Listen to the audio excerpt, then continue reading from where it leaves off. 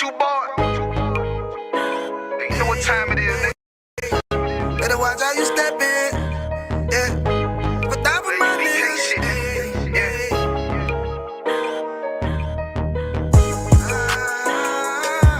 I'm in a yo. Got my nigga Ramon with me. But that was my niggas. It'll be an honor. You know what I'm saying?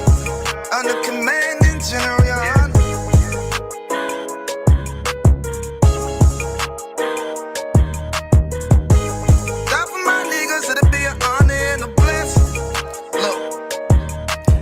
Straight off the top, I love all of my niggas. That shit ain't gon' stop till we on top and we ballin' my nigga. We be fly as fuck, you know them bitches be stalking my niggas.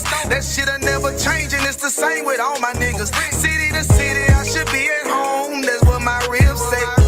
But bitch, I'm grown, I'm in these streets and closed caption. Niggas know we bout that action. If a nigga play with me, then my Hakim gon' let him have it. Hey, think you the shit, this truth the shit. Nigga play, I let that Ruger hit. Get on them tracks, they be like, who is this? I'm rude with it, ain't got no manners. All them pussy niggas talk the shit, yeah, I know they can't stand us, but we U.P.K, Louisiana, bitch, that's what I'm reppin'. And my niggas solid, number real ones in my section. If you wanna get down, put your boots on, start steppin'. Brotherhood is a weapon. Brotherhood is a weapon. Better watch how you steppin', cause brotherhood is a weapon. If I die for my niggas, it'll be an honor and a blessing. Better watch how you steppin', cause brotherhood is a weapon. Brotherhood is a weapon. Better watch how you steppin', cause brotherhood is a weapon. If I die for my niggas, it'll be an honor and a blessing. Better watch how you steppin', cause brotherhood I lay my life down right now for all my sisters and brothers, because I love them. I see them dapping and hug them. It's amazing to see how well we adapt from the struggle. Born again from a life of sin, trapped in the gutter. My mind frame was to kill my own kind. Feeling inferior, waking up ready to die. Run with them killers, so it's just a matter of time. For why take your life or let you take mine? That's when I realized the slaves killing slaves while the white man live to get old. We in them graves, the shit got me feeling played. I opened the Bible, went through them records, found out we was royalty, a nation to be respected. But in this world we rejected, we hated for our complex. Still fighting to get accepted. We hear the truth and reject it, but love is getting corrected. And all my niggas correct me. The commandments, the foundation we erected. Brotherhood is a weapon. Brotherhood is a weapon. Better watch how you steppin', cause brotherhood is a weapon. If I die for my niggas, it'll be an honor and a blessing. Better watch how you steppin', cause brotherhood is a weapon. Brotherhood is a weapon. Better watch how you steppin', cause brotherhood is a weapon. If I die for my niggas, it'll be an honor and a blessing. Better watch how you steppin', cause brotherhood is a weapon. Hey, hey. Hey, hey.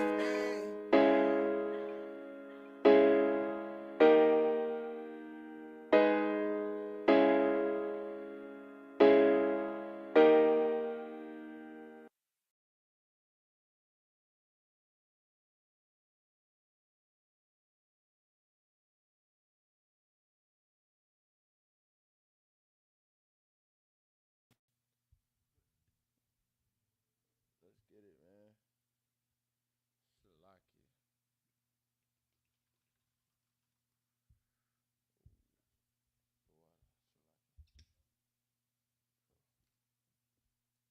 We live?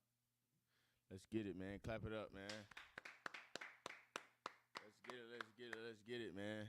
Shalom, shalom, shalom, shalom, shalom. This preaching officer about the Zarwan Banya Howard of the I.S.U.P.K, man. Under Commander General YAHANNA, man. Started at 1 West 125th Street, Harlem, New York, man.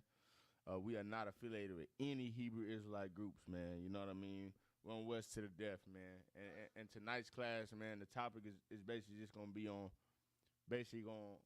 like the condition of our people, man, and like why we in this condition, like our mindset why we in this, and how to get out. You get what I'm saying? Like, first and foremost, like, we gotta look into the doctrines that we've been taught our whole life since jits to adults. You get what I'm saying? Like, how we grew up, it kind of fastened like how we are as adults now, and how we train our kids to be. And we gotta realize that the way that we've been taught hasn't gotten us anywhere. You get what I'm saying? We look to and fro, high and low in the earth, and you can see the conditions of our people are steadily the same everywhere we go, all over the earth. You get what I'm saying? It's not just in Durham, North Carolina. It's not just in Fayetteville. It's not just in Milwaukee. It's not just in Mississippi. You get what I'm saying? It's all over the earth. You get what I'm saying? Like Black Hispanics and Native Americans as a whole are an oppressed people according to the Most High Power and according to what you see. You know what I mean? And it was foretold that we would be in this condition if we did not hearken unto the Lord, the law, statutes, and commandments that the Most High gave us, man. You get what I'm saying? So we're going to start out, man. We're going to start out. I don't even know where to start, man. It's so much to get into tonight. I'll probably, you know what I mean? We'll probably start out with what to pray for, man, and like and understanding like what does any leader of any Black, Hispanic, and Native American group of people, what should they pray for? You get what I'm saying? Being a leader, what should you pray for? You get what I'm saying? And how do we learn that? We learn that from what was done in the days of old, in the old times. You get what I'm saying? What was successful back then, it can be successful now. When you read into the scriptures say, man, what happened back then is happening now. I'm paraphrasing. You get what I'm saying? So what we'll learn, man, is by taking hold and taking heed to what we were taught in these scriptures and applying it in today's time, we'll see how successful we can be as a nation and as a people. So, you know what I mean? We're going to get into that. We're going to get into what to pray for. You get what I'm saying? What is the best thing to pray for in your plight to being a leader for Black, Hispanics, and Native American Indians? You get what I'm saying? So like it, whenever you get a chance, you give me 2 Chronicles 1:7. You know what I mean? We're gonna get into the plight of King Solomon. Everybody know about King Solomon, man. One of the wisest men in the earth. You get what I'm saying? Richest and wisest kings in the earth. You get what I'm saying? The wisest. So like 2 Chronicles 1:7. Yeah, you can give me that. Can I test 1, 2? Go ahead. This is the book of 2 Chronicles, chapter 1 and verse 7. In that night did the Most High appear unto Solomon and said unto him, ask what I shall give thee. Now, just to give you all a backdrop of what's going on, this is Solomon about to receive his kingship, so to say. Right, this is before he became the ruler of Israel. You get what I'm saying? After his father David. You get what I'm saying? This is the Lord telling Solomon to ask for anything. You know what I mean? Ask me for anything, and I shall give it to you. You know what I mean? Solomon at this point has a chance to ask the Most High Power for anything that he desires. You get what I'm saying? For anything that he needs, anything that he wants, so on and so forth. You get what I'm saying? Go ahead. Verse 8. We to wobble on the sound? I believe so, Khan. I can hear you on the Okay, YouTube. go ahead. Most I can. And I'm going to see that in a second. Okay. Verse 8. And Solomon said unto the Most High, thou hast showed great mercy unto David my father, and hast made me to reign in his stead. Solomon was like, look, Salaki, sir, you have showed great mercy unto my father, and you have made Salaki.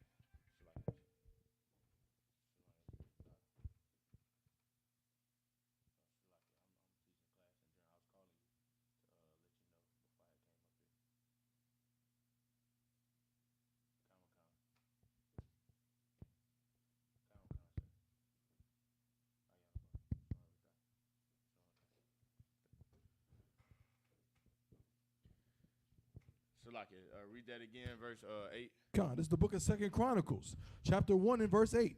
And Solomon said unto the Most High, thou hast showed great mercy unto David my father, and hast made me to reign in his stead. Thou hast shown great mercy unto my father. Great mercy. And that's one thing we got to take from the scripture too, man. The Lord is a merciful power, man. The Lord has so much mercy, man. Like none of us to this day, man, we don't deserve the Lord's mercy, man. The things that we've done against him, the blasphemy that we have done in our lives before we came into the truth, even after we learned the truth, these things, man, we should be put to death for, man. But the Lord still sees fit to give and show us mercy, man. We serve a merciful power, man. And Solomon realized that. Solomon realized that so much so that he had to cry aloud.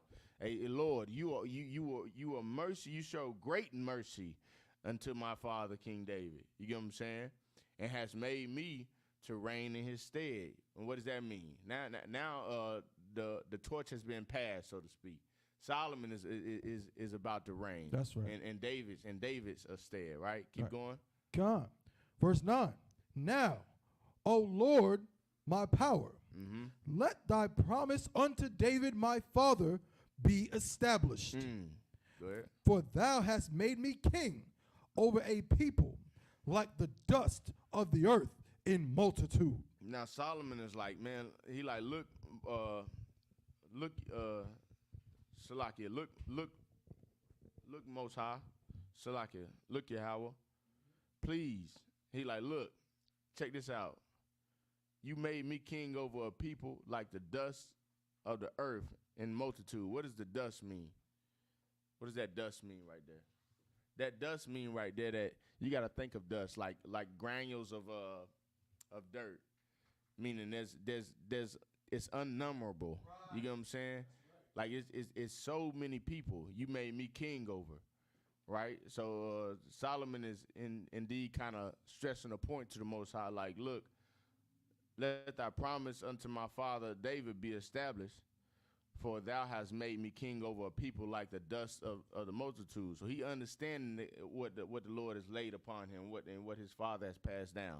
He understanding the promise that the Lord gave, right? But he gonna need something in this time, right? He gonna have to have this in order to succeed in this plight for the kingdom that he's about to rule. Right. Verse 10. Give me now wisdom. What did he say? Give me now wisdom. What did he pray for? Give me now wisdom. Solomon prayed for wisdom, man. That's right. He prayed for wisdom. He didn't pay so he could be the richest man in the world, man. He didn't pray so that he can have the most wives in the world. He didn't pray so that he can be the strongest. Right. You get what I'm saying? Solomon prayed to the Most High for wisdom, which is something that we all got to understand, man. What is wisdom? What is wisdom, if I may? Wisdom is Salakia, go ahead. Salakia, wisdom, right? Wisdom is understanding, right? And it's knowing right from wrong. That's right. Right? If you could, Baba Kashar, could you get the definition for me, Salakia? You know what I mean? I think it might be the second definition. Just read the first and second, Baba Kashar. But yeah, man, we gotta understand, man. Wisdom is all that we need, man. As Black, Hispanic, and Native American people and men in the truth, wisdom is all we need, man. Wisdom. Go ahead. Wisdom is all we need, man, to succeed in this truth and this brotherhood. Because with wisdom, you're gonna have brotherhood automatic. Go ahead. Oh, you Tawab. I can read it for you on your phone. Okay. Go ahead. Hold on. Shalaki. You Tawab.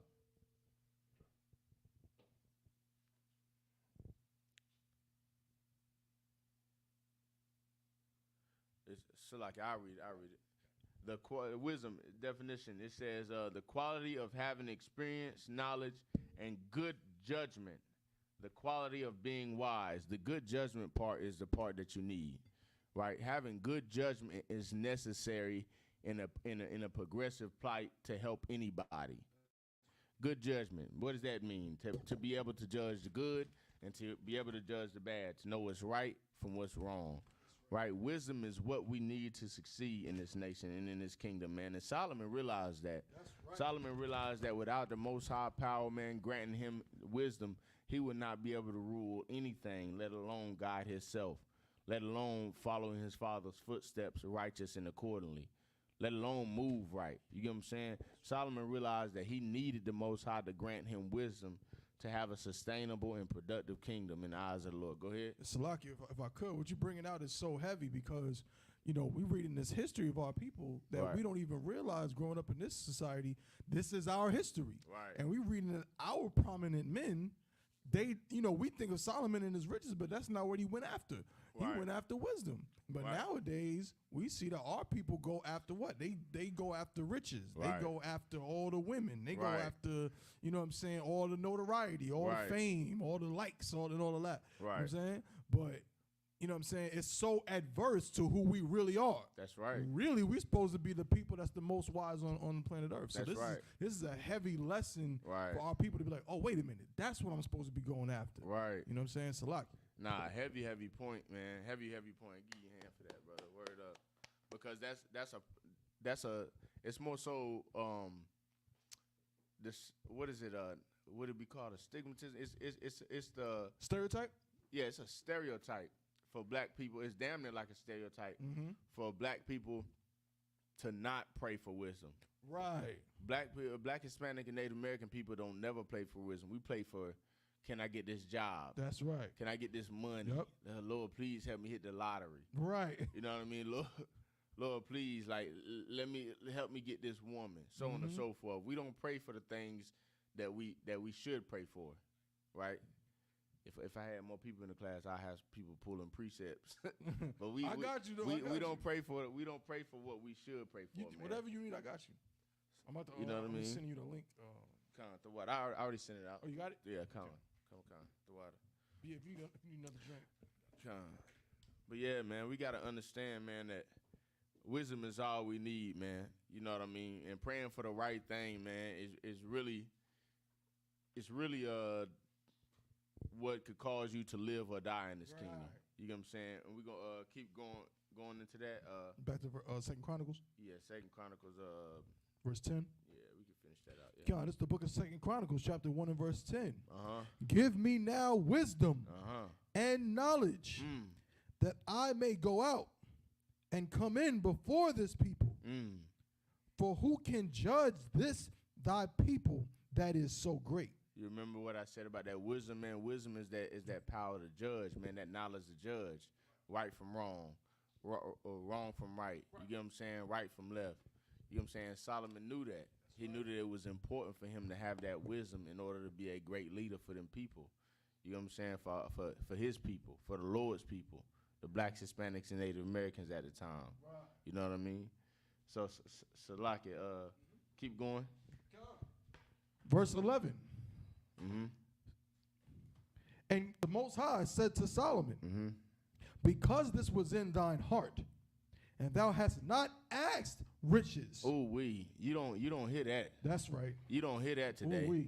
Because this is in his heart. What was in his heart, man? His heart was for the progression of black, Hispanics, and Native Americans.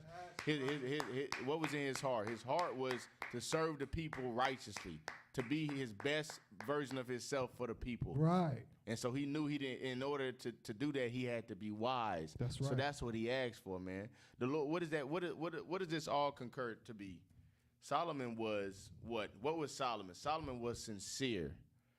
The Lord saw that he prayed for wisdom, and that was something that he really wanted. And the Lord saw that Solomon was a sincere man. That's right. So Christians are today, they're not sincere in their prayers. That's right. If they are praying for wisdom, it's not sincere.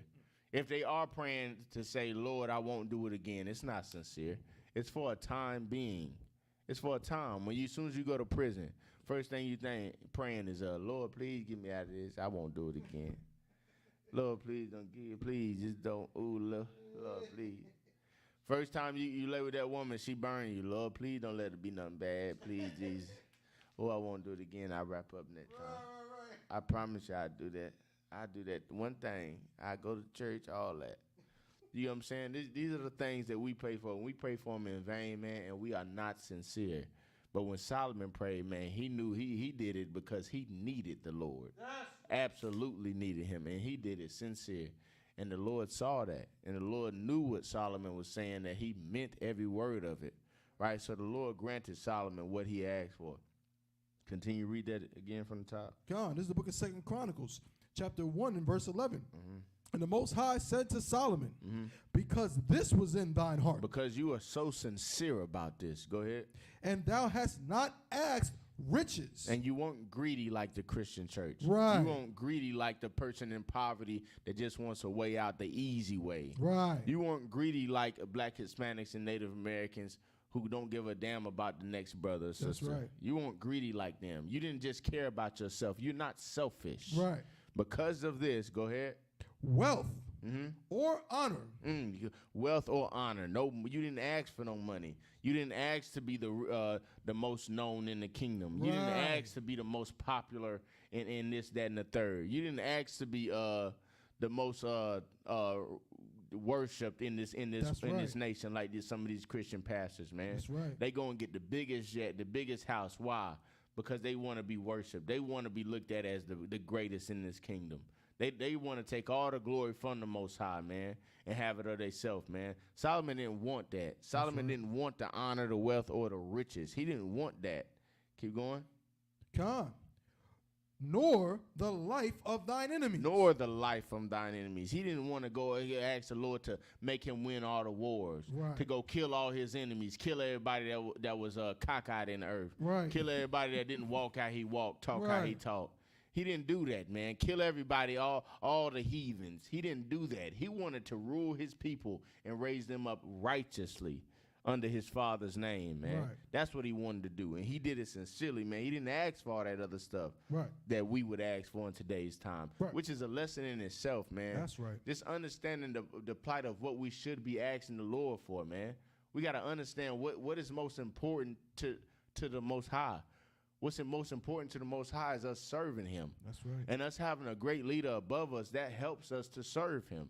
And Solomon realized that he had to be that great leader. He had to be that great person that his people could follow in order to serve the Lord justly. Right. You know what I'm saying? He couldn't be a weak leader. That's right. What does the scripture say? No man can enter into the strong man's home unless the strong man be bound. I'm paraphrasing. So Solomon realized that he had to be a strong man. That's right. Unless he wanted them people to come in and just take over his house. That's right. Take over what he done built. Take over what his father had established. That's right. You get what I'm saying? Solomon realized that, man. We all need to realize that as Black, Hispanics, and Native Americans. And especially if you're in this school, man, under I.S.U.P.K, under Command YAHANNA. That's right. Especially if you're in this school, man. One of the most things that you need to pray for, damn near the only thing you need to pray for, other than the death to the heathens, right, and protection, is just that wisdom, man. That's right. Having that wisdom is everything, man. Having that wisdom and that knowledge, man, to know right from wrong, right from left. You know what I mean? That's everything in here, man. Shalakia, and Solomon knew that. Keep going. That's right. Salakia, neither yet hast thou asked, Salakia, hast asked long life. He didn't ask to live forever. You know what I mean? And living in a time where people not living as long. You get what I'm saying? You want to rule forever. You know you about to be king. You want to rule forever. That's something hard not to do. Right. You get what I'm saying? Like in today's time, man, we got to think of the strength of us as a people. It's hard for a black woman not to put a man on child support, man. It's hard. It's hard for a pastor to turn down and say he's been lying to you for 50 years of his life. These are hard things to do, man. Right. And Solomon turned away from these things. He turned down the riches, man. He turned down the easy way of life. He turned down the better way of living, so to speak. He wanted it the hard way, but he wanted to do it wise.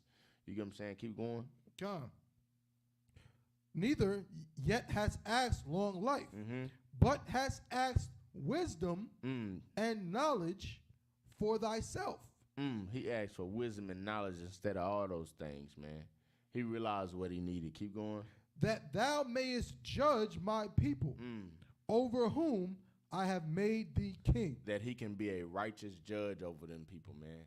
That he can do it the right way, man. That's right. That he can do it justly according to the Most High power, man. Right. Keep going. Verse 12. Wisdom and knowledge is granted unto thee. So the Most High said, you know what? Because you asked for it, man, because you're sincere in your heart, I'm going to go ahead and give you that wisdom and knowledge. You got it, big dog. Handle your business. Keep going. Come.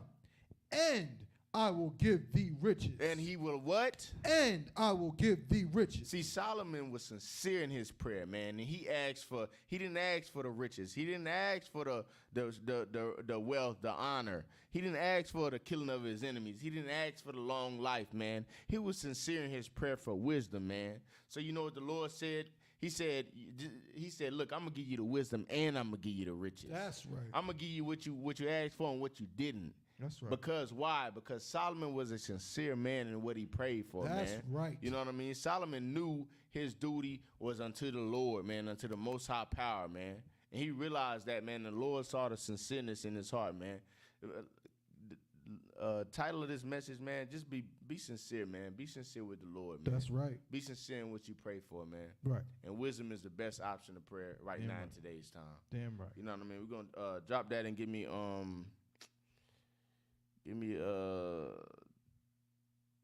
Haggai 1 and 2. Come. Bible Kashai. Come. You know what I'm saying? Realizing the condition you in, man, and understanding what to pray for, man, is like one of the first steps, man, in getting out of the condition you in. You get what I'm saying? You can't heal nobody that's sick that don't know they're sick. You get what I'm saying? You can't expect the drug addict to stop doing drugs if they don't think they're an addict. Like somebody smoking weed all the time, you tell them like, look, you're a weed head. You're a drug addict. If they don't sincerely think that they're a drug addict or think they have a problem, then they're not going to allow you to fix them, man. So the first step in the plight is just understanding your condition and knowing why you're in the condition you're in, and then we can begin to fix it.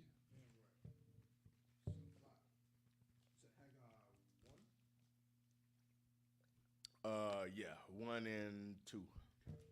It's the book of Haggai, chapter 1 and verse 2. Page up, pardon me. Thus speaketh the Most High of hosts, saying, this people say. This people say, man. Who is it, this people? This people is black Hispanics and Native Americans. That's right. And just think of this as the Christian church and regularly black people. Continue. Right. This people say, the time is not come. The time is not come. Go ahead.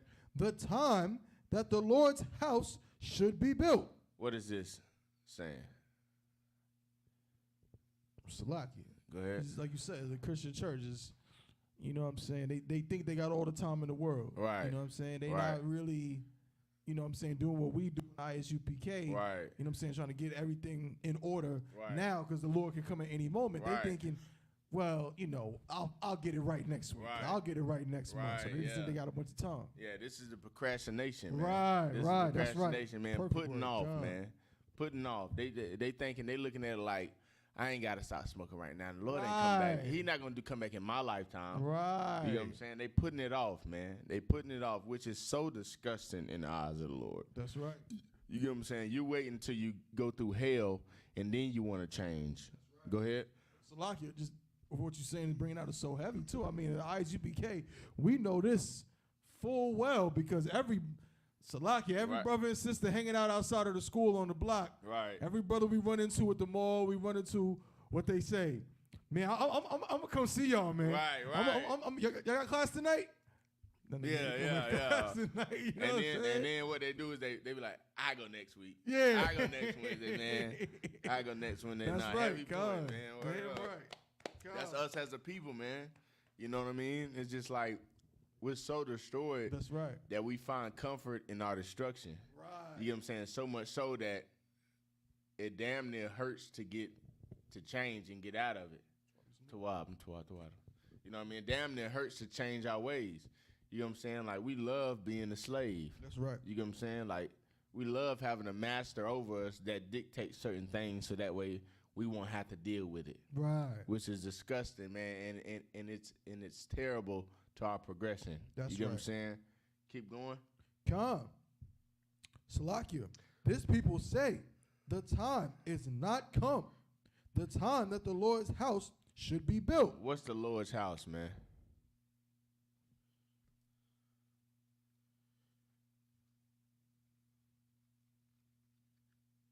Salakia. Go ahead. Is referring to like just like the kingdom. Okay. Yes. More on that. Like, meaning, you know what I'm saying, the Lord's house being the kingdom is like, I'm trying to word it like in a right way. You got it. Like, that is it. But it's basically the nation of Israel being built under Christ's authority. Gotcha. So it is the kingdom in a sense. But I just wanted because it was a house. Mm-hmm. House she should. They said the Lord's house should be built. Mm-hmm. The Lord's house being built is us building the kingdom under Christ's authority, right? Which is what we do all over the earth. Which is what we do in Haiti. You know what I'm saying? They're building the Lord's house right there. That's right. Here in Durham, North Carolina, we're building the Lord's house here. Right. In Fayetteville, North Carolina, we're building the Lord's house there. Charlotte, so on and so forth. Alaska, over there in Dimona. You know what I'm saying? We're building the Lord's house everywhere all over the earth, man. That's right. So it's saying, so these Christians, these regular blacks, right? These blackity blacks, they like, the Lord said the time, they like, the time is not yet, man. Like, cool out. Right. Relax. You know what I mean? The Lord's house, this is not the time that the Lord's house should be built. Chill out. Right. Relax, man. Take it easy. Right. Good. Keep going. God. Verse 3. Uh-huh. Then came the word of the Most High by Haggai, the prophet. Haggai heard this. He like, yo, look, wait a minute. What you said? Right. He like, let me chop it with you for a second, man. I don't know what's going on when you heard that. Right. But let me just break something down to you. Right. Keep going. Saying, verse 4, is it time for you, O ye, to dwell in your sealed houses? Is it so it's not time to build the Lord's house. But it's time for you to dwell in your sealed houses, old rich of Israel, old comfortable in Israel, right? Old sustained in Israel. Right. You can go chill in your house, right? Right. You got it together. You ain't got to worry about oppression like the people, blacks, Hispanics, and poverty do. You up in your high horse. You got a nice job. You got your wife and kids, modest wife. Boom, boom. You put away. So you can be in your sealed house. That's a closed house. That's a protected house. That's a comfortable way of living. You sealed off. That's right. You sealed off from all the oppression, all the drug addiction, and all that. You don't got nothing to do with that. So you can stay comfortable in there. Go ahead. Come. Salakia, is it time for you, O ye, to dwell in your sealed houses? And this house lie waste? And this house lie. What is this house? This house is the Lord's house. That's right. So you can do what you want to do over there while this house lays the waste. Is that the time? It's a question. It's a question mark. He's saying, is this the time for that now? It's not the time for that, but it's the time for you to lay in your house sealed up while this one go to waste. This is the time for that. Obviously so, right? Obviously so, right? Continue. Verse 5. Now therefore, thus saith the Most High of hosts, consider your ways. Hey, think about that for a second, man. Consider your ways. Consider what your actions. Consider how you're moving in this earth, man. Be considerate, right? Understand the way that you're living and analyze it for a second. You know what I mean? Begin to just think about what you've done in your past, how you living, and how that has contributed to how you're moving and how you're living today. Think about how you were brought up, and think about how you're raising your kids up. Think about it, man. Just think for a second, right? Consider your ways. Now keep going. Verse 6. Ye have sown much and bring in little. You done sowed so much. Just think about it for a second. Consider your ways. You done sown so much. Man, bro, you done sown so much. You done built so many houses. That's right. Oh, man, you done built so many houses. You done built so many schools. So many. So many, man. You done started so many businesses. And what? And bring in little. And they profit you nothing. They bring in nothing. They bring in little. If you're a woman, you're a harlot out there, you done had so many babies. You done had 6 babies and you got 12 baby daddies. And it profits you none. You're a brother out there, you laying with 40 women, and all of them got you on child support. It profits you none. You're doing so much. That's right. You're sowing so much.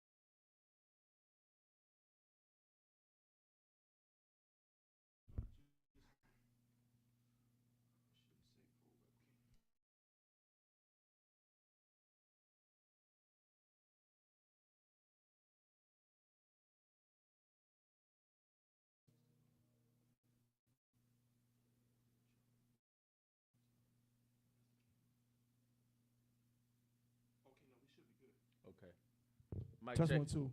Mic check, man. Everybody Salaki for that. Put a 1 in the chat if you can hear me. And shout out to everybody watching the class, man. Shalom, Adawan. Yahweh Shem Shabakatah. Yahweh Shem Shabakatham to the brothers. Yahweh Shem Al Shem Al to the sisters. We got Officer Rock in the building. Heavy hitter, Sienna, Sister Sienna, Shalom, sis. Leonie, Shalom, sis. And Maya. Beautiful Maya in the building, man. Shalom, sis. Shalom. Most High in Christ. Let's get it. We're going to start back at 1 and 6. God, this is the book of Haggai, chapter 1 and verse 6. Ye have sown much and bring in little. Man, you work so hard in this hell, right? And you have gained so little. Why is that, right? Why is it that we work so hard, but we gain so little? Why is that? Because America is rich, man. America is rich. And in order for America to stay rich, what does that mean? Black and Hispanics and Native Americans have to stay poor. That's right. We have to stay poor, man. Damn. In order for America to sustain their way of living, we have to stay poor in this kingdom, man.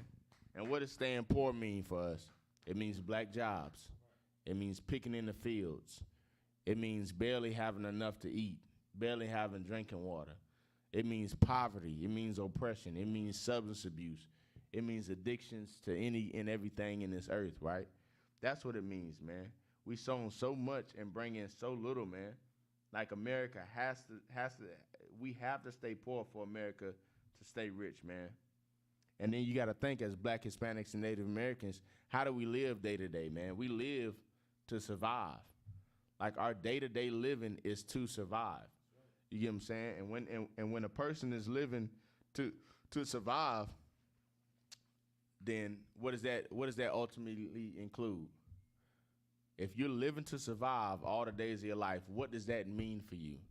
That you'll never be living to rule. You're not thinking about ruling anything. You're not thinking about being above any nation. You're just thinking about today's time. How can I eat today? How can I survive today? How can me and my family get by this next day? How can we do that? You get what I'm saying? Go ahead.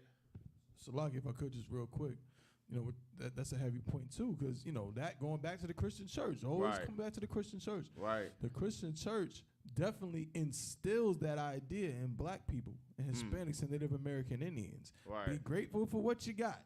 Right. Be happy and be content. And right. Just, you know what I mean? And rulership is almost like a curse word to black people. Nah. You know what I'm saying? It is. Every other nation on earth, the so-called white man, the so-called East Indian man, the Chinese man, the Japanese man, you know what I'm saying? They don't even think twice about it. You go to their neighborhoods, you know what I'm saying? Every store is owned by them. Right. Every person that works in the store is owned by them.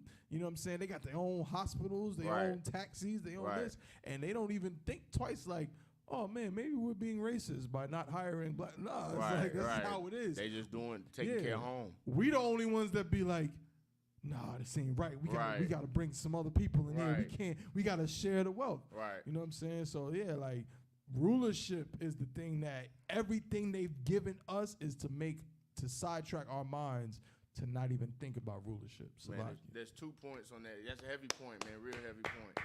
2 points on what you said was like extremely heavy, man. And that goes back into the scripture. We have sown so much. We put so much money into their communities. We put so much money into building up their stores, their livelihoods, so on and so forth. But we don't profit nothing from it. You get what I'm saying? We don't gain nothing from that, man. We just gain more oppression, more systematic oppression. That's you get what I'm saying? And the oppressor, you got to think of the mindset of the oppressor, whether you white or Indian or African. Mm-hmm. They want us to be oppressed. That's right. They want us to be survivalists. Right. Because that's the only way that they can profit in this kingdom. Remember, the only way that America stays rich is if the Black, Hispanics, and Native Americans stay poor. That's right. You get what I'm saying? And that we have to depend on their leg to live. That's right. You get what I'm saying? They keep us oppressed on purpose. That's right. You know what I'm saying? Keep going. Come and bring in little. Mm-hmm. Ye eat, but ye have not enough. Ye drink. We eat, but we don't have not enough, man. Why don't we have not enough, man? Why don't they want? Why don't they want us to have too much? as Black Hispanics and Native American Indians, why don't the oppressor want us to have too much of anything? What happens when you get a little taste of freedom as an oppressed Black, Hispanic, and Native American person in the world? When you get that little taste of freedom, that little taste of what is it called? What did Joe Biden give out? The stimulus check. Yep. What happens when you get that? What happens when you get a little food stamps? You're gonna want more. Right. When you get a little taste of freedom, you're gonna want to go outside. Mm-hmm. When say you ain't been outside in 2 weeks, you get that 10 minutes of outside time. That's right. not gonna be enough for you. Right. You know what I'm saying? So they have to keep us in this low state to where we think the ceiling is just right where we at. That's right. To where we think that where we are, the condition that we're living in is the best Con. living that we can get as Black Hispanics. They That's have to right. keep us there, because if they don't, we'll break through. We're gonna want right. more. That's right. You get what I'm saying? So they give us just enough. You get what I'm saying? They give us just enough to survive and have strength to fight for more food, for more water, That's right. for more drink. That's you right. get what I'm saying? And what is that called, man? That's called systematic oppression. That's right. You get what I'm saying? Systematic oppression, man. Systematic oppression. What is it? What is systematic oppression? Baba Kasha. Salaki, just paraphrasing, systematic oppression is basically a form of oppression that is based in, in systems. It's contrived. It's oppression. It's built. It's right. It's like oppression that's like designed. That's right. Yeah. God. That's what I said. That's what I said in the beginning. Like, we're oppressed on purpose. Right. Con. They purposely oppress us. Right. You know what I'm saying? And then they say, "Oh, we didn't know that this was going on." What did they just change? I think it was like something about the Black people getting hired in jobs. It was like something that they had just noticed was happening. They were hiring more whites than Blacks. Yeah. No, nigga, you knew it. Come on, man. Like, you knew it, bro. You feel me? Like, y'all know what's going on, man. Right. But it's systematic oppression, man. That's right. Like, give me an example of systematic oppression. Redlining. Yes. Redlining is an Yes. example of systematic oppression, where Right. they literally carved out and mapped out areas, geographically, Right. where there was more scrutiny for developers to give certain benefits to home buyers. Right. So that way, in other words, they could essentially, buy out areas and make it that Black people couldn't afford to live in a certain space. So that's how now that we don't have technically, you can't legally say, well, you can't live here if you're Black.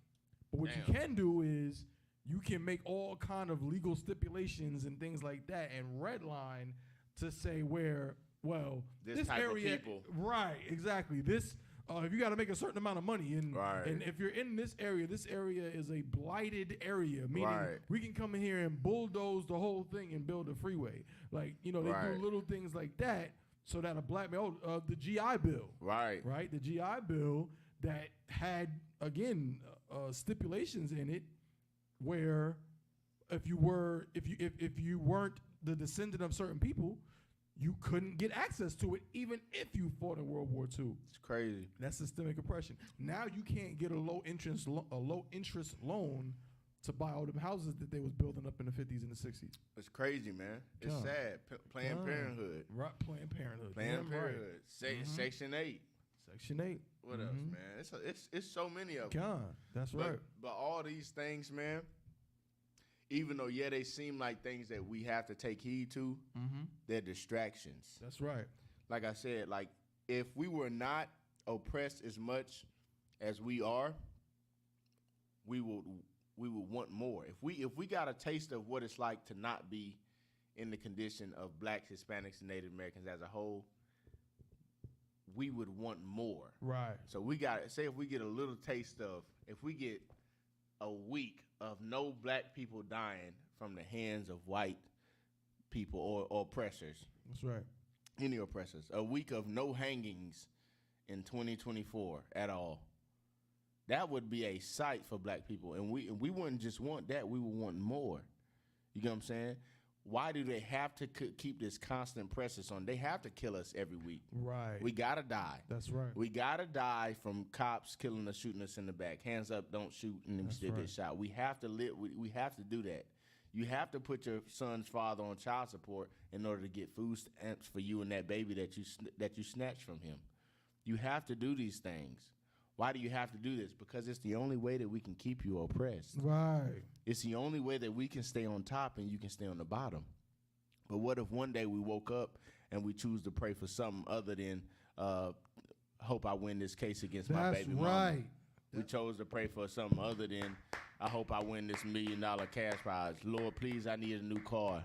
So on and so forth. What if we prayed for wisdom, man? That's right. What if we woke up and prayed for wisdom one day that the Lord guides you, right? And then the next day you wake up and the Lord lays something on your heart and show you how wicked you are of a man for out here laying with these women and throwing them away. That's right. How disgusting you are as a woman for out here giving your body away to 20 different men. That's right. How disgusting and weak-willed of a woman you are to get mad with your man and put him on child support and use the power of the oppressor to wipe his life out. That's right. Right? How about we pick a side, man, and choose the side of the wise. Choose the side of the man, the priest and prophet that's praying for wisdom. Choose the side of the I.S.U.P.K and the Commander in YAHANNA. You get what I'm saying? How about we do that? But Salakia, go ahead. Come. Uh-huh. Salakia, but ye are not filled with drink. Mm-hmm. Ye clothe you, but there is none warm. You got clothes on, but you're not warm, man. This is every black, Hispanic, and Native American household at some point in time in their genealogy or in their plighted life, even today. Somewhere along the lines, your family now, your great-grandmama, or your mama, your daddy, so on and so forth. You got a friend or family member, man. They put on clothes, man, but they still looking for warmth. You know what I'm saying? They put on clothes, but they still cold. This is just showing the strenuous oppression that black Hispanics and Native Americans are in, man. You get what I'm saying? Like, we are in hell in this society. We are in hell. And why? Because first of all, we don't pray for the right thing. Second of all, we praying to the wrong person. And third of all, we don't even know who we are as a people, man. We are lost in this kingdom, man. We are destroyed. That's right. Because we are lost, man. That's right. The scriptures say, man, we're lost for a lack of knowledge. We're destroyed for a lack of knowledge. And that's so true, man, in today's day and age. And if we just sit back and we just consider our ways, like the scriptures say, man, we think about how we live in our life. We think about what the Lord has laid down for us, man. We think about how we applying it into our times, into the times we're living in now. We'll see that we're not applying a damn thing. We'll see that we're not living no way that the Lord said we should live. You know what I mean? We'll see that we suffered ourselves to be afflicted because we want to serve the oppressors. We'll see that we find comfort in our oppression. We'll see that we find comfort in serving this other people rather than serving the God of the Bible. You know what I'm saying? Which is disgusting unto the Lord, man. We got to do better as a people, man. And that's why I thank the Lord for Commander General YAHANNA and the I.S.U.P.K, man. You know what I mean? For waking black Hispanics and Native Americans up. You know what I mean? To come and serve the one true power, man. You get what I'm saying? Salakia, keep reading that. Come. And he that earneth wages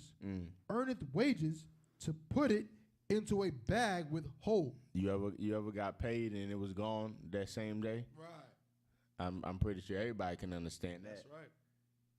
If you in the chat, man, you got paid and you was broke that day or the next day, put a 1 in the chat. Put a 1. If you got paid and you was broke like that day or the next day, put a 1 in the chat, Baukasha. Put a 1 in the chat. It's like your pockets got holes in it. You like, damn, right. Where my money go? Right. Damn. Yeah. They go 1-1. I guess y'all rich, huh? Sienna and Leone, they rich. And Iraq, they rich. They rich as hell. They got money. There we go. Yeah, I knew it was coming. It's crazy, man. We all go through the same things, man. Which is beautiful at the same time because we all gotta realize that we struggle together, man. We are in this hell together, man. I got a penny, you got a penny. We all got pennies. Let's put them together. Let's put look, she said 1. Let's put our pennies together, man. You get what I'm saying? If we all ain't got nothing but a crumb, let's put our crumbs together and make a piece of bread. That's right. You get what I'm saying? Damn right. And that's what the Lord orders us to do, man. We got to come together, man. You get what I'm saying? Oh, nation not desire. We got to come together. You know what I mean? Come together and serve the one true power. Keep going. Come. Verse 7. Uh-huh. Thus saith the Lord of hosts, consider your ways. Think about that, man. Think about what the Lord just laid on your heart, man. Consider your ways, man. Consider the way that you live in your life, man. You know what I mean? Consider the fact that the Lord laid these law, statutes, and commandments down, not just for himself, but for you. You get what I'm saying? For you to know how to live to serve him correctly. You get what I'm saying? Like we living in this world where Christianity teaches us to serve ourselves and not the Lord. Teaches us to serve mammon. Teaches us to serve the oppressor. You get what I'm saying? But the God of the Bible only wants you to serve him, man. You get what I'm saying? We're gonna drop that and give me Zephaniah 2:1. Baruch. We gotta understand, man. Understand what our reason for living is, man. And understand that we're sick people. You get what I'm saying? Like I said in the beginning of this class, like the only way that you can understand truly if the Lord is with you or not is if you understand the lifestyle that you're living in while you're in the condition you're in. That's right. You get what I'm saying? Go ahead. This is the book of Zephaniah, chapter 2 and verse 1. Mm-hmm. Gather yourselves together. Yea, gather together. Come together, man. Yea, come together, man. Understand, man. The Lord is telling us to do what? To come together. That's right. Right. Who is he telling to come together? We're gonna find out. Go ahead. Come, gather together. O nation not desired. Oh, who? O nation not desired. Oh, nation not desired, man. Who is the nation not desired, man? Who's the most hated in the earth today? Who's the first? The last hired, first fired, man. That's right. You black, Hispanic, and Native Americans, that's you. Who's in cages all along the borders and getting their daughters kidnapped and molested and flown off to an island to be toys for some naked oppressor? Right? That's us, man. If you're black, Hispanics, and Native Americans, man, you understand the plight of a black man. That's right. You are the oppressed, man. You are the most hated in this earth, man. The scriptures tell us to do what? Salakia. Gather yourselves together. Yea, gather together. O nation not desired. We got to gather together, man. O nation not desired, man. Drop that. Give me Luke 19 and 11. You know what I mean? I ran this down last week, man. I'm going to run it down again real quick just to understand it, man. You know what I mean? Just so we can get an understanding of what the Most High put us here for, man. And to understand what kind of day and time we're in. You know what I mean? We really got to reevaluate our mindsets as black, Hispanics, and Native Americans.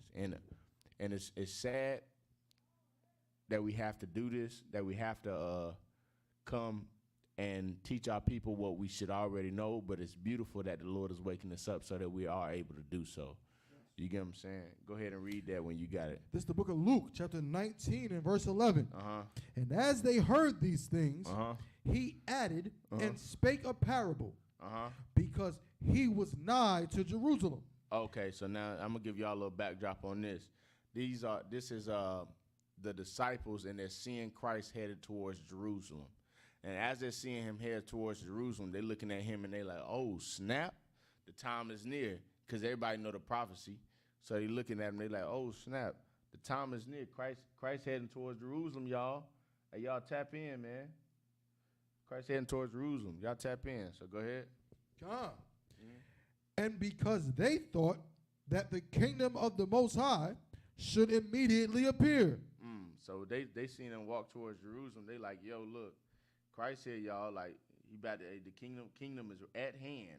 That's right. Go ahead. It is here. We are ready. Verse 12. He said, therefore, a certain nobleman went into a far country. What is a nobleman? Somebody, go ahead. Somebody of stature. You know what I'm saying? Right. He may not actually be royalty, but he's in the royal court. Right. You know what I'm saying? He's upper echelon. He's a top tier type cat. Right. So you want to just think high ranking. Yeah. So somebody of high ranking, right? So Christ heard that. He seen how they was looking at him, and he knew what they were getting at, right? So I'm not gonna give a dot to dot breakdown on this because it's a little bit lengthy. Because I want to get into one other thing, but go ahead.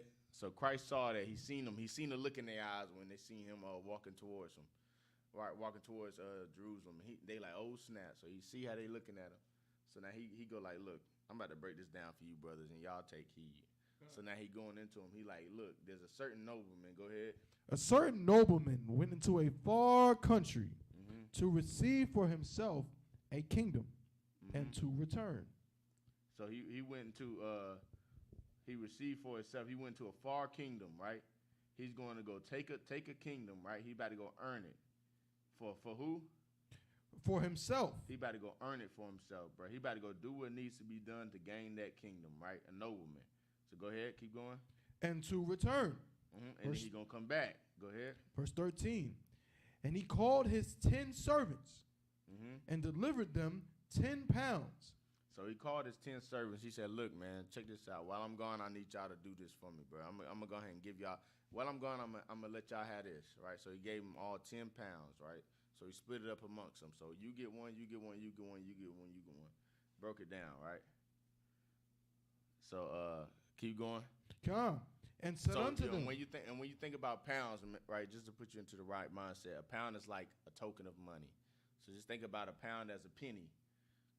You remember I said we each got a penny put together? Just think about it as a penny, right? 10 pennies, he passed it out to 10 people. Go ahead.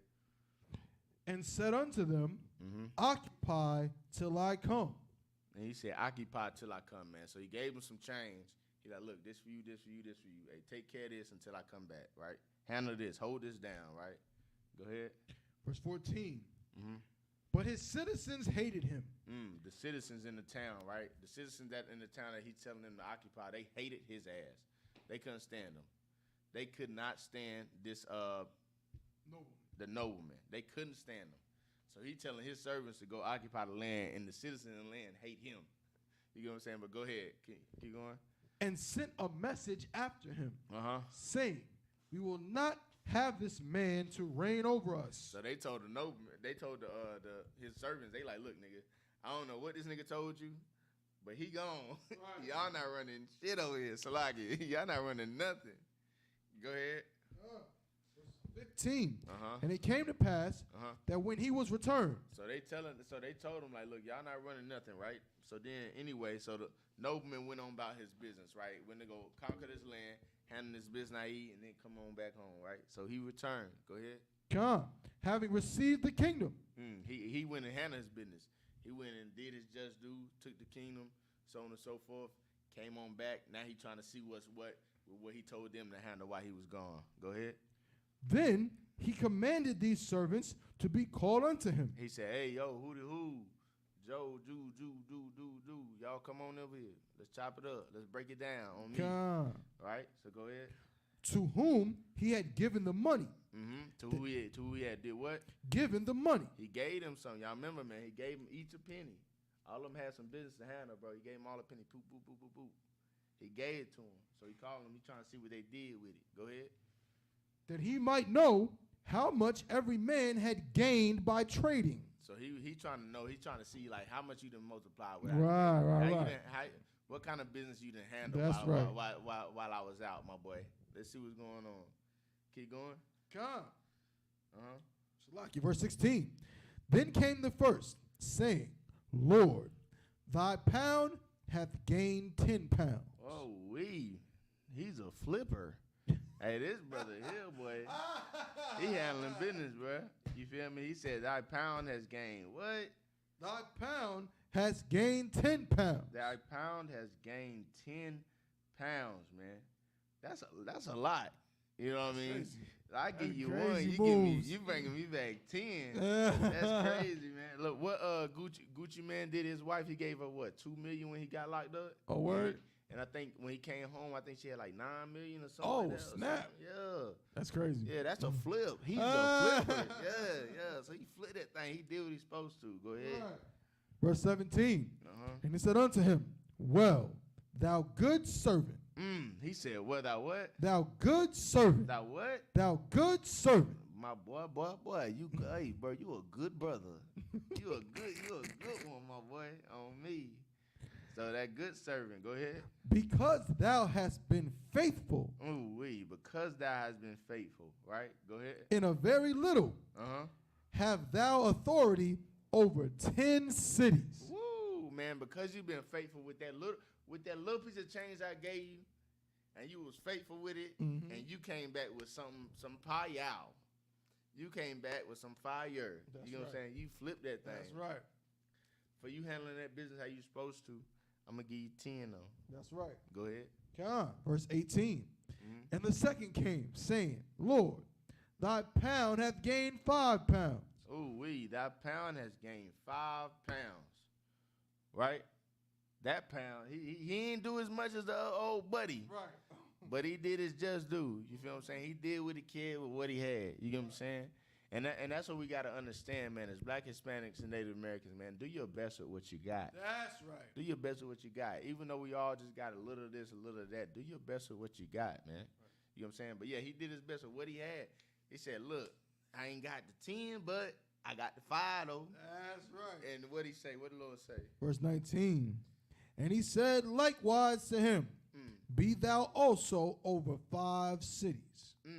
Be thou also over 5 cities. Understand this. You ain't do as much as old boy, but you did your best. That's right. Here you go, my boy. Take 5 of them. Boom.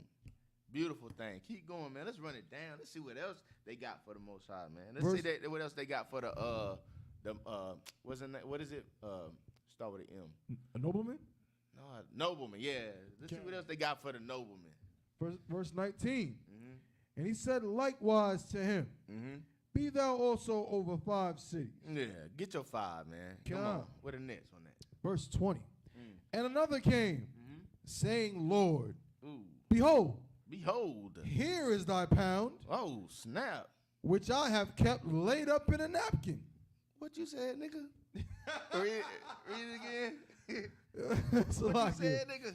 Lord, behold, here is thy pound, which I have kept laid up in a napkin. Oh, hell no. Go ahead, keep reading. Verse 21. For I feared thee, because thou art an austere man. Oh, man.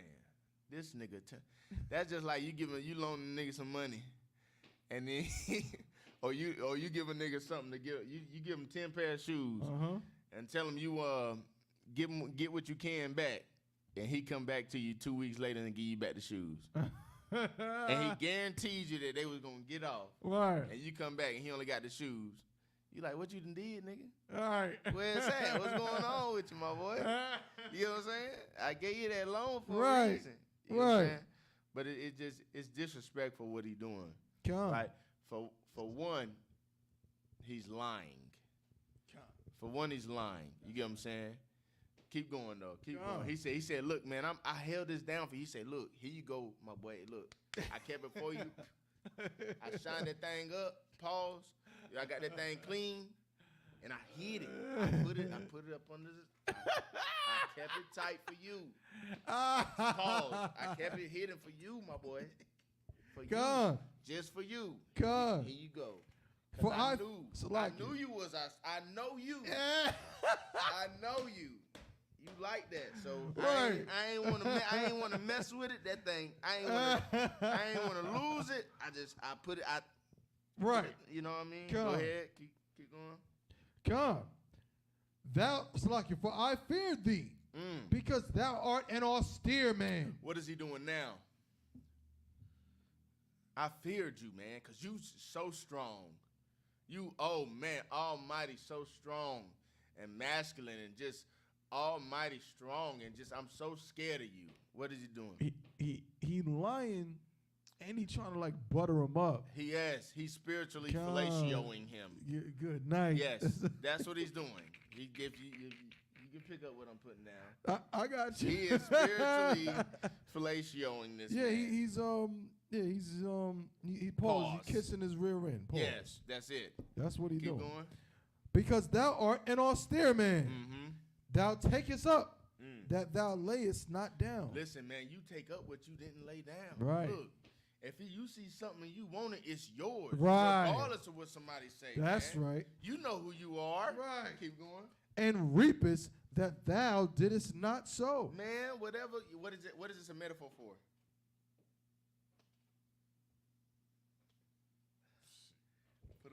It's a farming metaphor. Thou pickest up what you didn't put down. Thou reapest what thou did not sow. This is farming metaphors. I got you. Yeah, a lot of metaphors in the Bible be like farming. What's the woodwork? The carpentry, things of that nature. But yeah, this is a farming so metaphor. Meaning like reaping what you did not sow, and the other one is like, you know what I'm saying? You collect. Yes. But you didn't even do the work. Yeah, You're not even went out there in the field. You ain't out there selling the corn, but you're getting the money for it. Yeah, that's what it is, man. Go ahead, though. Verse 22. And he saith unto him, out of thine own mouth will I judge thee. Out of what you saying, I'm about to judge you on it, my boy. Keep going. Thou wicked servant. Ooh, the first two was what? What was they, Thabawan? My good servant. Servants. They was good servants. Them was good, my boy. Them was my boys. This nigga here? God. Oh, boy, you a wicked servant. Right. Why is he a wicked servant? We're going to find out. Keep going. Thou knewest that I was an austere man. Nigga, you knew who I was. Right. You knew me. Keep going. Taking up that I laid not down. You knew I took what I wanted. Go ahead. And reaping that I did not sow. You knew whatever yours is mine. You know whatever money you made is my money. Right. Your money, my money, my money, my money. Keep going. Verse 23. Wherefore then gavest not thou my money into the bank? You ain't even put it in the bank so it can gain interest. Right. You didn't do nothing to it. You just hit it, you lazy bastard. You ain't do nothing. Keep going. That at my coming I might have required mine own with usury.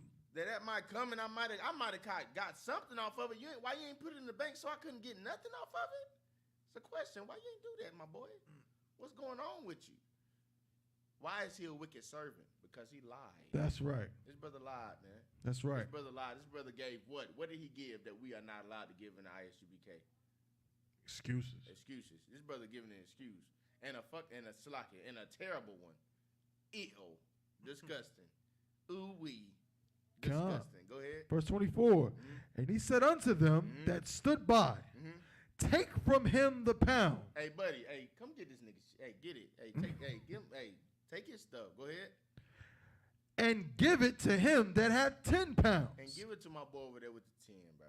Give it to him with the 10. He know what to do with it. I can't trust you to do. I can only trust him. Keep going. Verse 25. And they said unto him, Lord, he hath 10 pounds. Keep going. Verse 26. For I say unto you, that unto everyone which hath shall be given, and from him that hath not, even that he hath shall be taken away from him. So whoever made something do, man, you're going to get something from it. Right? Whatever the work you put in, that's what you're going to get from it, man. Christians think that whatever, they don't have to do anything to gain anything from the Most High. They think that they can live their life as crackheads, drug abusers, and sexual addicts, and just pray, and the Lord will hear their prayers. I got news for you. The Lord don't hear everybody's prayers. You know what I'm saying? You pray for that lottery ticket for 10 weeks in a row. You ain't got it yet. Right. You know what I'm saying? You pray for to win that case. You ain't got it yet. So on and so forth, man. The Lord don't hear everybody's prayers, man. You reap what you sow. Whatever work you putting in is what you should expect to get back, man. And you shouldn't expect nothing, man. Let the Lord bless you. Just like how he blessed Solomon. When Solomon prayed for wisdom, what did the Most High give him? The Most High gave him wisdom and riches. That's right. You know what I'm saying? We got to understand how the Lord works, man. And the only way that you understand how the Lord works is in the I.S.U.P.K and the community in YAHANNA. You know what I'm saying?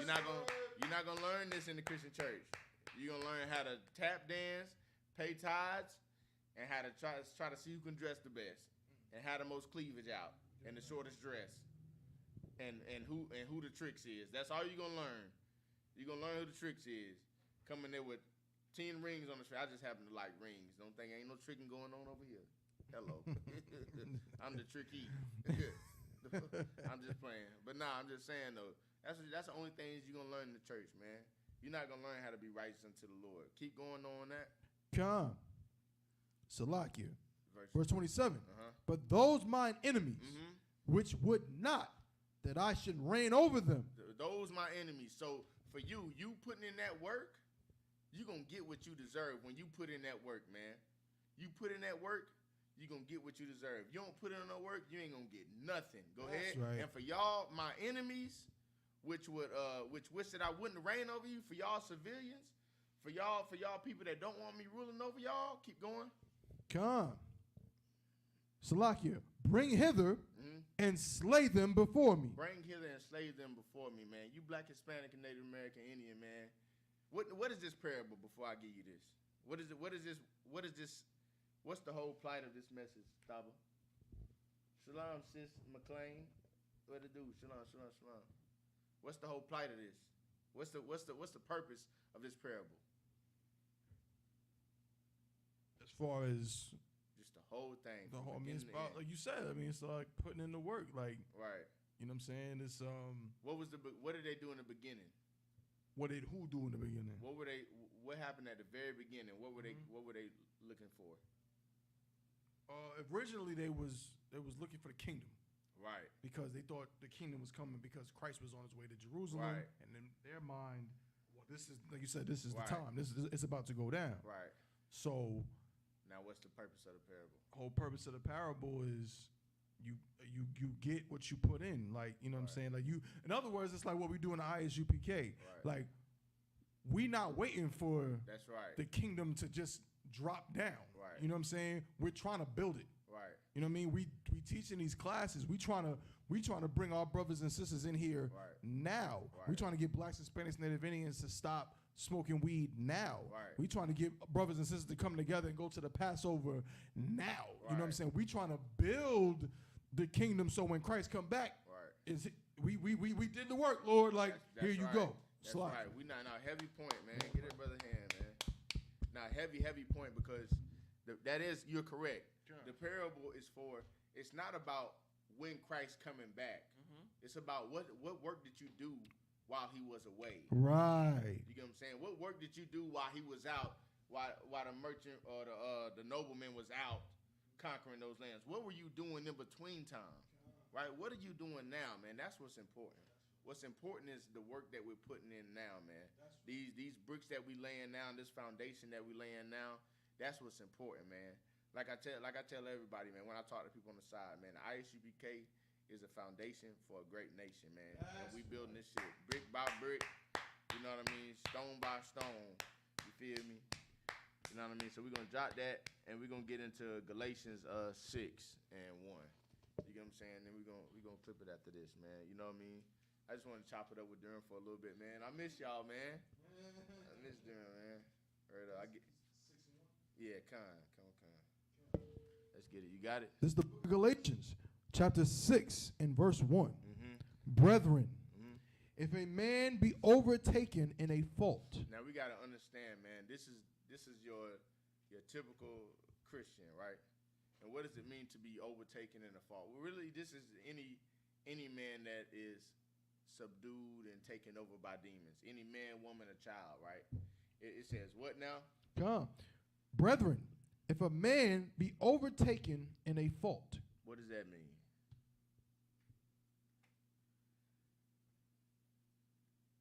If a man be overtaken in a fault. Y'all can answer in the chat too. If a man be overtaken in a fault, what would that mean?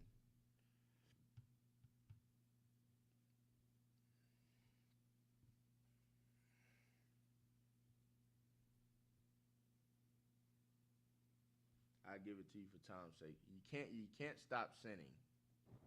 Right? You be overtaken in a fault. Right. Your demon taking over you. You can't help yourself. Right. You're overtaken in a fault. Keep going. Come. Ye which are spiritual, restore such an one in the spirit of meekness. What does that mean? I'm the one taking in fault, overtaking my fault, and you're the one that is spiritual. That's you. What should you do for me? Restore such an one in the spirit of meekness. What does meekness mean? That'll help you.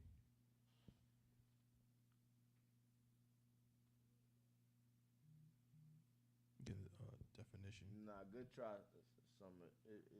Salakia Maya. It means you can't stop sinning. You're unable to stop sinning. You find yourself just covered in sin, right, so to speak.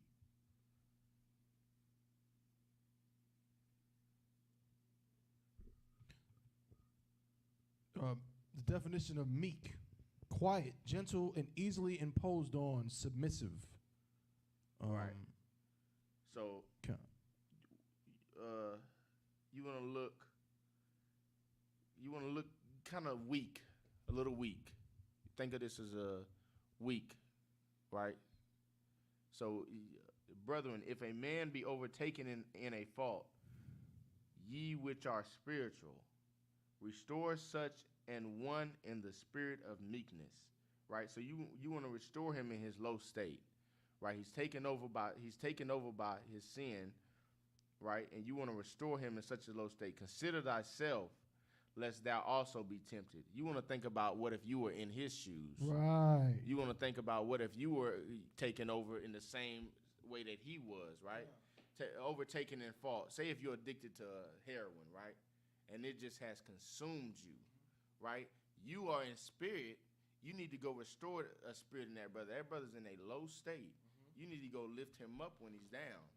Right? Do your best to lift that brother up, get him back right. Why should you do that? Because you should consider yourself. Right. You should think about yourself. What if you were in his shoes? Right. Which is what we as a nation of people do not do. That's right. We do not consider one another as a brother or sister. We don't take into consideration that it could have been one mishap to put us in their shoes and one mishap to put them in ours. That's right. It could have been flipped just like that. That's right. You know what I'm saying? But we just look at it for what we can see in front of our faces. That's right. Oh, they're a drug addict. They stink. They ain't washed in 13 weeks. Mm-hmm. We don't want to understand why. How did they become a drug addict? Right. And why are they not able to wash? Right. You get what I'm saying? Like, that's what disgusts me with a lot of people I see at my slave, man. We leave outside of my slave. We got homeless people to the right and left sometimes. And they'll look at them, and I see, like, the smear on their face. Like, they look like they're disgusted. And it pisses me off, too, for real. So sometimes, like, I'll say something when I go back into the slave the next day, which I shouldn't, but it just be like, how could you look at them like that? Right. You get what I'm saying? Like, how could you look at them like they less than you, nigga? You got blessed. Right. You know what I mean? The Lord allowed you to have this job. And you looking at them like they lower than you. They probably grew up in the same neighborhood as you. What made them different from you? Right. It could have been something they did in their past life. It could have been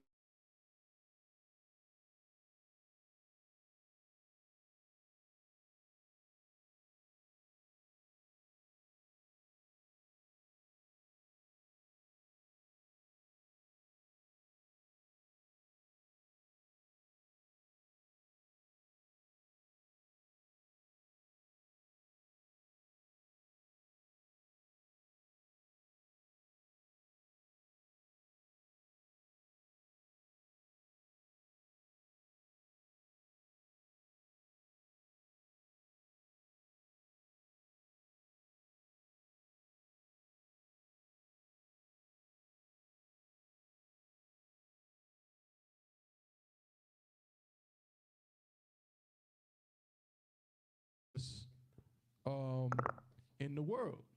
In the world. Put a one in the chat if you can hear us. Okay, I'll check it online too. Okay. But I think we should be Tawab. Shalakia. Boom. Not that one. Right. There we go. This is set one. So we should be good. Test 1 2 1 2. Bet. Yeah, we good. So yeah, we're not taught the spirit of meekness in the world at all.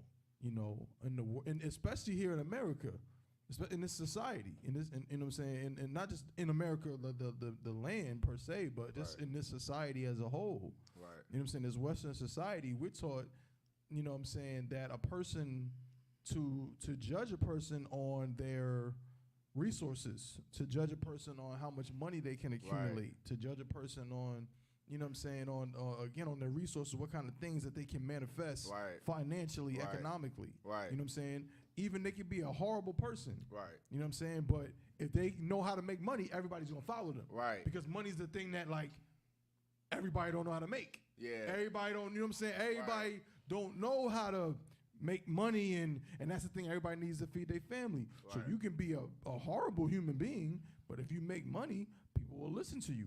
You'll have influence. But then on the flip side of that, you know what I'm saying, we're not taught like, yo, you just one paycheck away from being homeless yourself. Right. You know what I'm saying? This is the crazy part about being a slave. It's like as a slave, I'm in the big house. We're all slaves. Right. I'm going to look down on the field, nigga, but like I'm not a slave somehow. We all slaves. Right. We all slaves, but just because I'm a little bit better, you know, financially or whatever, I'm going to look down on them. But it wasn't until I got into the I.S.U.P.K.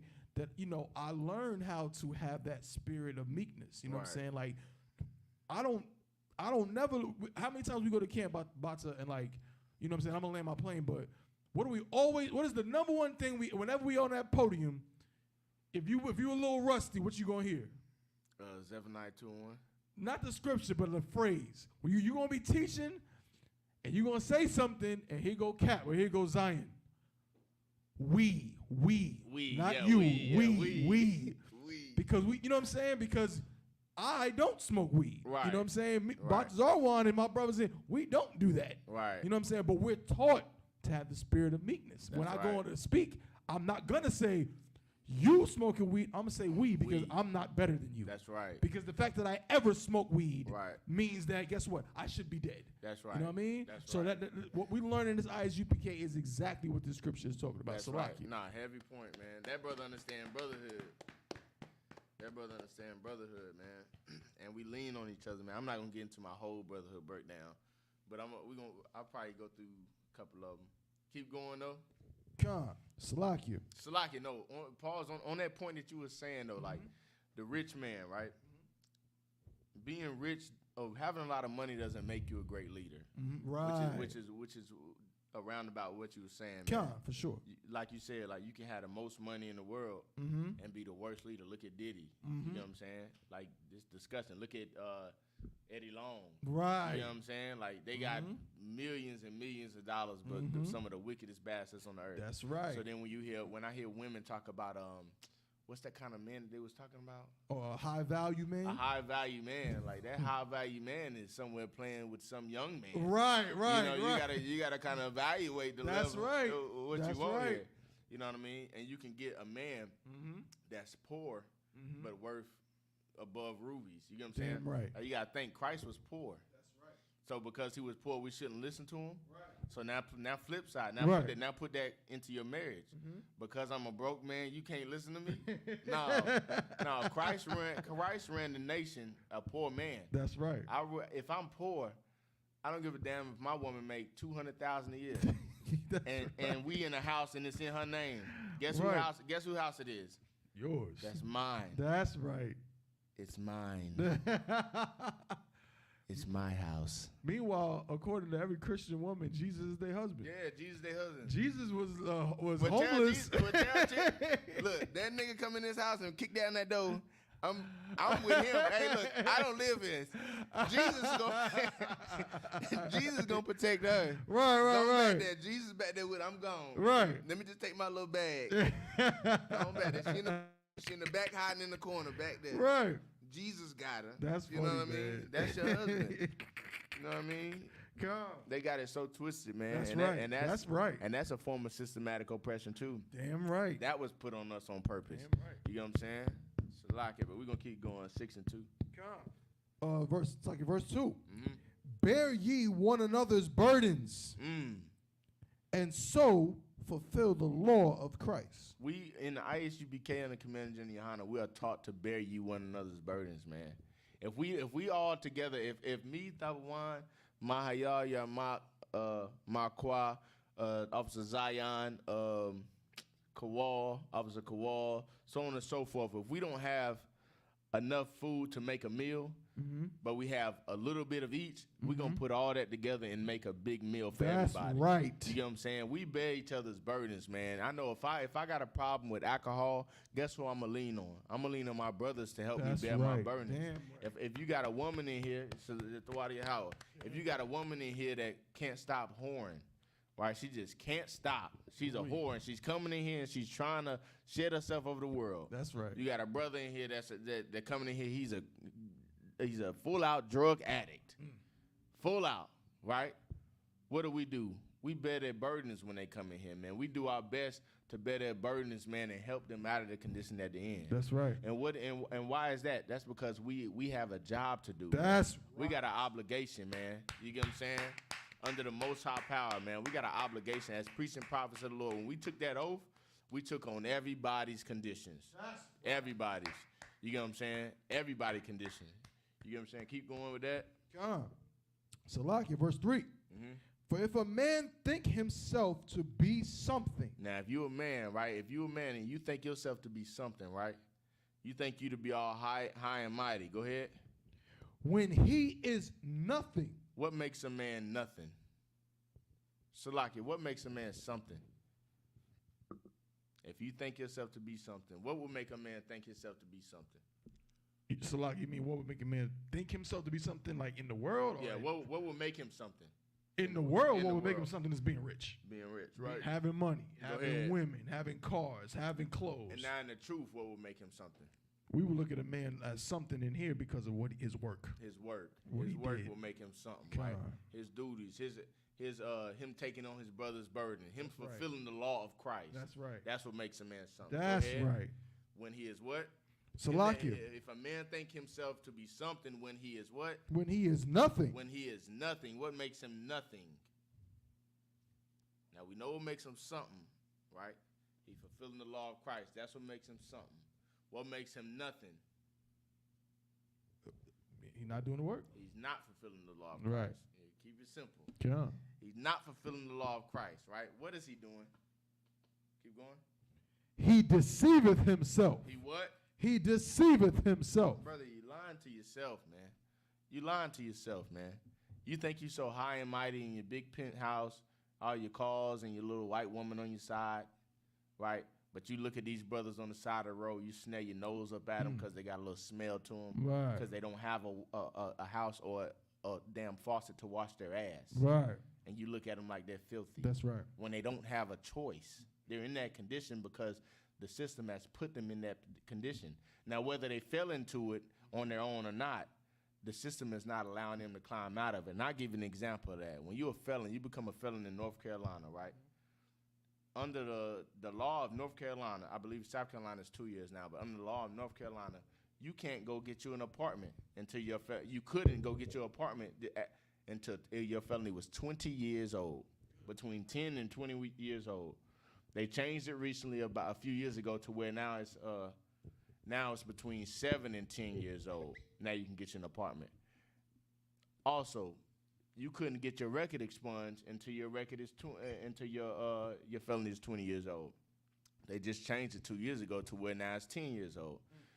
My point in case is this is an example of systematic oppression, right? This is an example of some of the tools that these oppressors use to put on us to keep us in this hell that we're in, right? These tools make us turn to other ways of life, man, and they make us, in turn, hate each other. Because oppression makes wise people mad. You get what I'm saying? You can be as wise as you want to, but without these law, statutes, and commandments, man, you're not going to be able to come out of nothing that you in, man. That's right. You get what I'm saying? Without the brotherhood that you find in the I.S.U.P.K, you're not going to be able to come out of nothing you in, man. Right. Keep going. I was in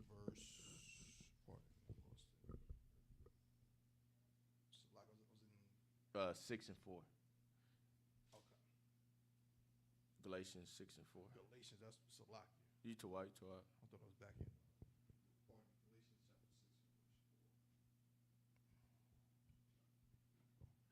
This is the book of Galatians, chapter 6 and verse 4. Took me to Ephesians. My bad. You too up. Yeah, man. Understand, man. Understand this, man. The one way out of your hell, man, is through the prophets. And who are the prophets?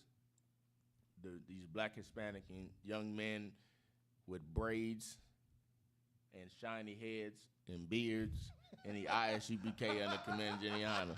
I had to get that out there too, cause hey, I ain't about to get no flack. These brothers, hey brother, you know everybody ain't got the braids. You know what I mean? Nah, but these black men in the I.S.U.P.K. man under Command YAHANNA. God, Go this ahead. is the book of Galatians, chapter 6 and verse 4. Uh-huh. But let every man prove his own work. What? But let every man Huh? prove his own Do work. what? Prove. What? Prove. Let every man do what? Prove. His own work, man. You gotta prove yourself in here, man. You can't just say I'm this and that, I'm that, and not prove it. I say this a lot too, man. It's great to know, as Black Hispanics and Native Americans, it's great to know that you're an Israelite, right?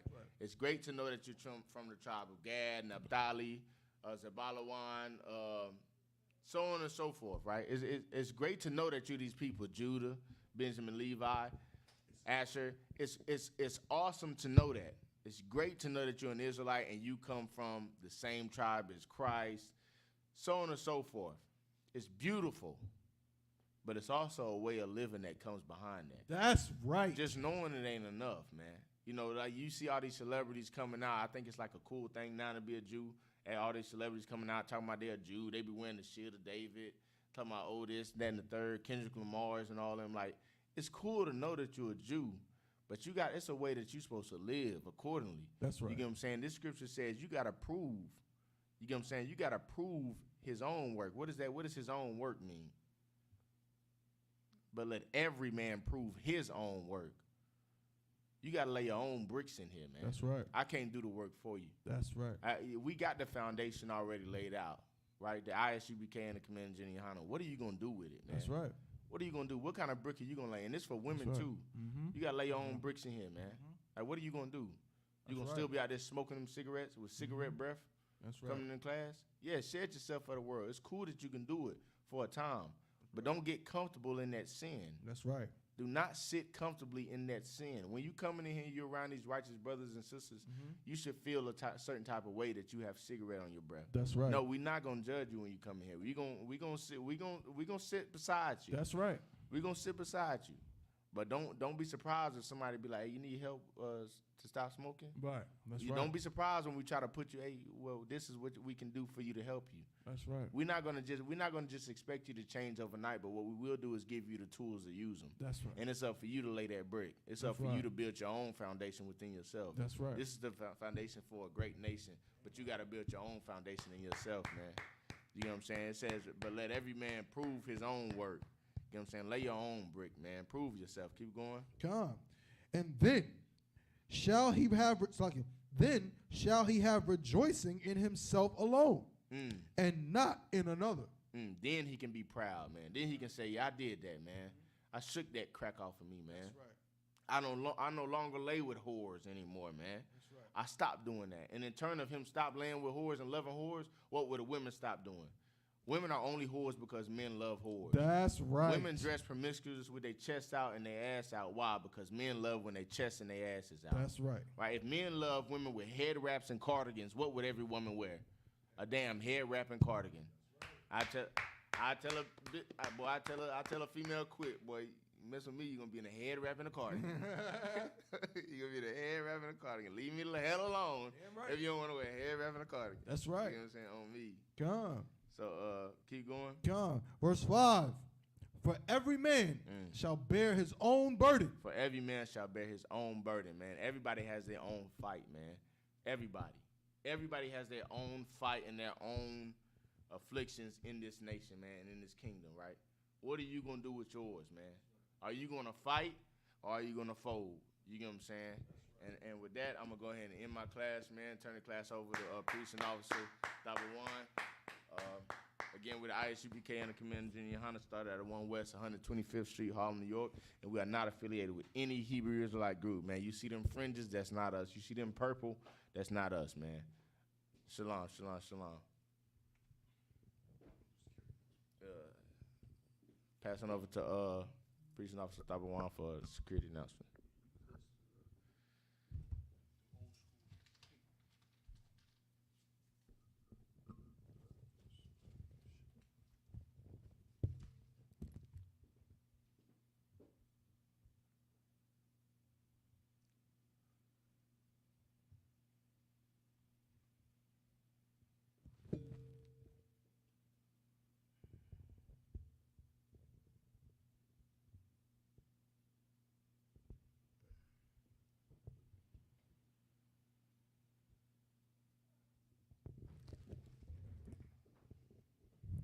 Lock you. I.S.U.P.K security announcements. We are the I.S.U.P.K out of 1 West 125th Street, Harlem, New York, under Commanding General YAHANNA. New rules for brothers and sisters. When a new brother or sister comes into the school, they are off limits for 6 months. They are to be saluted only. They are here to shed themselves of the world. After 6 months, if a brother or a sister has an interest in a particular person, he or she must get permission from the head to speak to a brother or sister. There is another 6 months in which the brother or sister will court each other. After this 6-month period, the brother or sister will get permission from the head to marry. Tithes, which is a commandment. You can find this in Numbers 18 and 21, and Malachi chapter 3, verses 8 through 10, means 10th in Hebrew, and is pronounced ma'ashara. 10% of every penny of any increase the Lord gives you, you give to the treasury department or teacher. Priest fund, free will offering for priests, not mandatory, whatsoever amount you would like to give. Upcoming holy convocation, if I'm not mistaken, I believe that is the Feast of Salaki. Let me just get it real quick for y'all. Pardon me.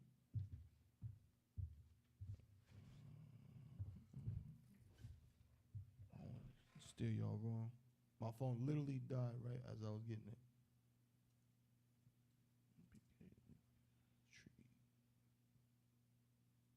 Damn, I can't type.